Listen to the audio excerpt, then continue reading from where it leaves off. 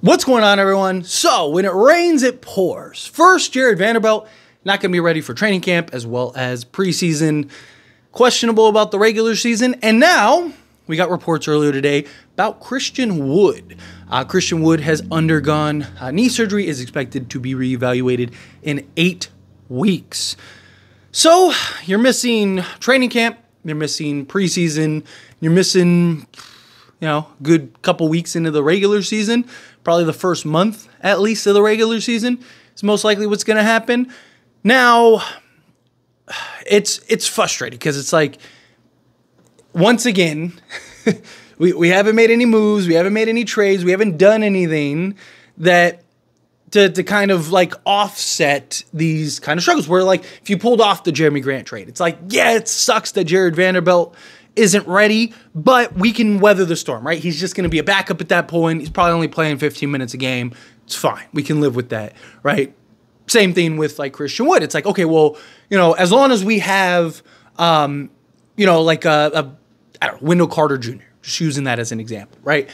Oh, well, we got Wendell Carter Jr., we're good, right? Like, he could be our backup. We still got Jackson Hayes, right? Which you're going to be a lot more dependent now on Jackson Hayes as the primary backup, which personally, I wanted Christian Wood to be the primary backup. I also like his versatility. He could play the 4, back up LeBron. So now it's like, now you got to kind of work this out to where Rui's probably playing the 3 and the 4, right? And you're kind of like, does this kind of bolster Rui's minutes? Also, you have, guys like Dalton Connect probably spends and plays some more time. It's going to be a good opportunity for him. So, I mean, I don't think it's panic, right? I don't think it's like, oh my goodness, but it definitely does highlight the lack of trades even more, right? Because it's like, you're missing now your 3, right? I prefer starting 3. But even if he's not your starting 3, you're kind of skilled best perimeter defender for who knows how long. And now Christian Wood, who could be your backup center as well as, backup LeBron, he's out. So now you got 2 of your wings that are gone, right? You got your versatile big man, you got your versatile wing that can defend basically 1 through 5 are all gone, right? Like for who knows how long, right? Now, ideally, if they are healthy and come back and they can stay healthy, then it's fine, right? Like, because little injuries and stuff like that, guys missing, a couple weeks or whatever, it's going to happen regardless. Now, obviously, you prefer early on, right? And, it just kind of get it over with, and then guys are good throughout. But if it becomes a persistent issue, now it becomes a problem. Like, now if Christian Wood, he's kind of favoring that knee, or he's starting to have these little nuance injuries in that knee. It just, you start having these effects throughout the course of the season. Same thing with Jarred Vanderbilt with his foot, right? It's just like, he didn't want to do the surgery route. Now he's having complications. Does that become a persistent thing to the point where now he does have to have the surgery and now he's out for, a majority of the season again? It's just like, again, when it rains, it pours. Now look, Christian Wood, you can argue, he didn't really do much for us last year, right? When he was there, he didn't really play great. But I actually think Christian Wood was going to be huge this year. I still think he is.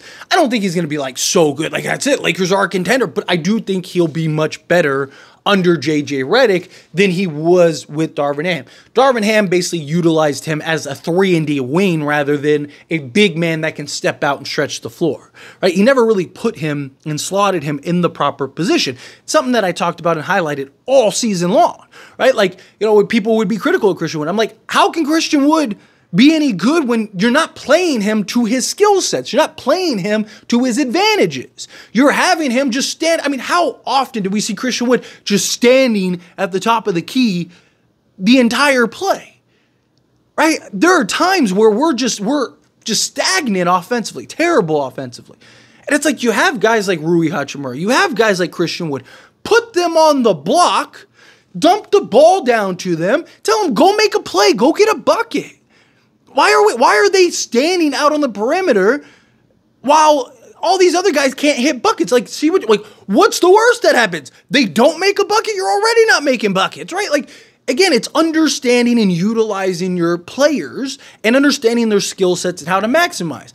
instead of looking at Christian Wood as a big man that can stretch the floor on occasion, he looked at him as a guy that stretches the floor and on occasion can go down low, right? Most of Christian Wood's scoring around the rim was from him being an athletic finisher, was him being out on the perimeter, putting the ball on the deck and getting to the basket or making a play or whatever, right? Like, that's not his skill set, right? He showed he's capable of it. And at times, I'm not saying you don't ever, tuck him away or anything like that. Yes, at times, depending on what the play is that you're running, but that's not what was happening. He was always out there, and he was just kind of out of plays at times. Right? I mean, teams were even sagging off of him to protect the pick. It's just like, if you want to just have him take 5 threes a game, that's fine. We'll live with that, right? Like, but the occasional three, and you saw him on times, he got, knocked down a couple, and it's like, he's 3 of 4, right? Like, and now the defense has to go and contest it. But it's just, we're already in a position where it's like every piece matters, right? And unless we get some real skilled trades, and really multiple, right? I've always said it's this and, right? It's Jeremy Grant and, it's, Cam Johnson and, it's Walker Kessler and, right? If you can get if you get a Walker Kessler and a Jeremy Grant, well, now we're cooking. But these injuries are also troublesome because it puts the Lakers in position to be even more desperate. Right? Teams are already looking at the Lakers as desperate. Teams are already looking at the Lakers as like, hey, we can fleece this team. And now you just lost Jarred Vanderbilt. It's like, you're Portland. You're like, hey, remember Jeremy Grant? 2 firsts? What do you say? Right? Like, and it's just like, you're not doing that. So now you're stuck in this spot where it's like, and then now Christian Wood got these other teams, I'm sure, a team like, whatever, or Orlando that's like, hey, Wendell Carter Jr., right? Hey, 2 firsts. It's like you're not doing that, but it's like, man, we could really use some of these versatile guys. We could use some of that. Where it's like, if the Lakers were able to get that done and were able to bring in a Jeremy Grant, now you're not as stressed about Jarred Vanderbilt. Now it's like, okay, it's fine. Like, and look, I'm not saying that the Lakers should just go immediately run, okay, here's 2 firsts for Jeremy Grant. Right? I'm not saying that, but if you were able to kind of work it out or get something done, or maybe a Cam Johnson or something like that, to where, okay, now you can basically cover for both Jeremy Grant, or Jarred Vanderbilt and Christian Wood, right? Like, yes, you're not going to slot Jeremy Grant or a Cam Johnson at the 5, but to back up LeBron at the 4, like LeBron goes to the bench, you just slide Grant to the 4. Like, now you got that solved, right? You're still reliant on a Jackson Hayes, but maybe you're bringing in a Colin Castleton, right, to kind of play that back. So now you got that, right? Like, I mean, this opens up opportunities for guys, right? Particularly, I think Dalton Connect, right? And I might actually dedicate a video in and of itself to this, because I think that this really helps kind of give Connect the opportunity now, more so than he might have gotten if everybody was healthy and okay, right? Because, like, now it's like, okay, well, you don't have Jarred Vanderbilt. Now, I don't think that they're going to start Dalton Connect. I think now, with everything that's happening, I think more likely than not what will happen is it'll be D'Lo, Reeves, Rui, LeBron, and AD as your starting 5.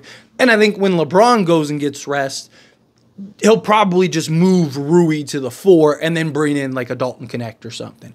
And so, yeah, so Rui will play the first, 8 minutes or whatever. LeBron will sub out at like the, after at the 7-minute mark or whatever, right? He subs out, and then you slide Rui over, right? Rui plays the 4 till like, whatever, the 3-minute mark. And then, maybe AD slides over, or, you kind of work it out like that, configure it like that. But I think that this gives Dalton Connect an opportunity to really step up and play, because there's going to be more times now where you're probably slotting Rui at the 4 when LeBron's getting rest and getting breaks. I mean, LeBron's going to play 30-plus minutes a game anyway. But, I think now, instead of Connect kind of like, is he only getting like 10 minutes? I think now he'll probably get that maybe 18 to 20 minutes a game and actually be able to play a little more, get more opportunity. Also, now I think you're more reliant on, like Max Christie and some of these other guys, right? Where you're kind of like, okay, well now, because, in a pinch, if you absolutely had to, Christian Wood, you could even slot at the 3. I mean, go watch, look up his stats when he does play the 3, right? Like, he's not a 3, but he's actually good at defending the perimeter because he's so long and lengthy that he's actually good at creating that space. I mean, go watch the Phoenix Suns game in the in-season tournament.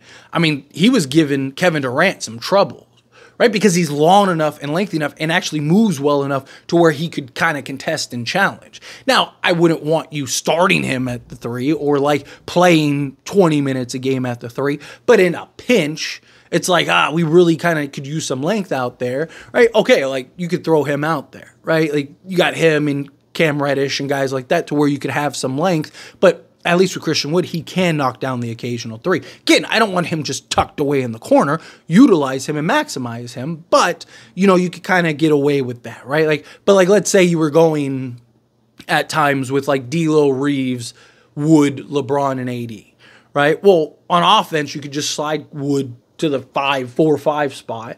AD's at the 4-5 spot. And then LeBron can be out on the perimeter doing his thing. And then you have all the motion and all the action. You're in good shape, right? It's kind of what I mean by that. But again, when it rains, it pours. It's frustrating because it's like, man, we